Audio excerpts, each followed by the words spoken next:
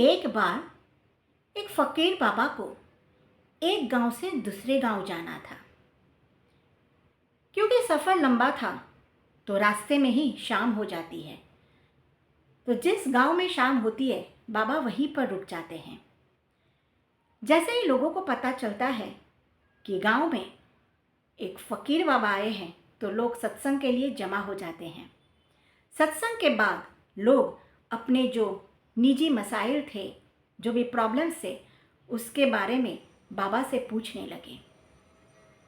एक बंदा बाबा के पास जाता है और कहता है, बाबा बहुत गरीब हूँ, दिन रात मेहनत करता हूँ, तब जाके मुश्किल से मुझे 2 वक्त की रोटी मिलती है। अब बताइए मैं क्या करूँ। बाबा कहते हैं, एक काम करो, फला फला गांव में रामदास करके एक बंदा है जो मेरा शागिर्द है। उसके पास एक बहुत ही कीमती हीरा है।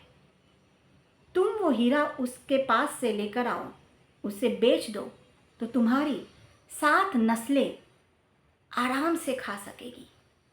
बंदा बहुत खुश हो जाता है। रात को वो घर पे आता है और अपनी बीवी से बात करता है, बाबा ने मुझे किसी बंदे से मिलने के लिए कहा है, एक बार मैं वो हीरा लेकर आऊं, फिर हम आराम से खाएंगे, आराम से रहेंगे। बंदा रात भर सो नहीं पाता है। सुबह वो जल्दी उठता है क्योंकि जिस गांव उसको जाना था वो गांव भी काफ़ी दूर था। पहुंचते पहुंचते उसको दोपहर हो जाती है। गांव में पहुंचकर वो पूछता है, रामदास जी कहाँ पर मिलेंगे।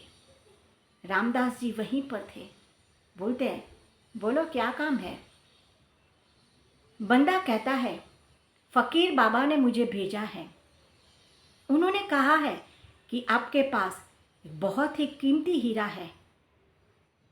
मैं बहुत गरीब हूँ, अगर आप वो हीरा मुझे दे सकते हैं तो मैं आराम से फिर रह सकता हूँ, मुझे भूख का सामना नहीं करना पड़ेगा। प्लीज़ आप मुझे वो हीरा दे दीजिए, मुझे बहुत ज़रूरत है उसकी। रामदास जी खड़े होते हैं, घर के अंदर जाते हैं, वो हीरा लाकर इस बंदे को दे देते हैं। बंदा बहुत खुश होता है। घर लौटते लौटते उसको रात हो जाती है।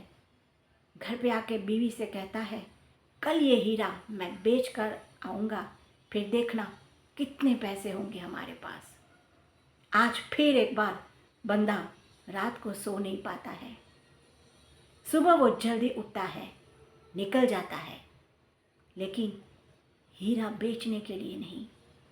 वो एक बार फिर रामदास जी के पास जाता है।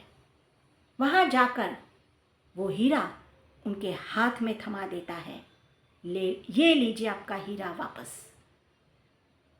रामदास जी कहते हैं, अरे क्या हुआ। बंदा कहता है, मुझे ये हीरा नहीं चाहिए, मुझे वो चीज़ चाहिए जिसकी वजह से आपने बिना एक पल सोचे मुझे ये हीरा दे दिया। कौन सी चीज़ है आपके पास। दोस्तों, मैं हूँ सोनल शाह। मैं ऐसी ही एक और खूबसूरत सूफ़ी कहानी लेकर फिर हाजिर रहूँगी।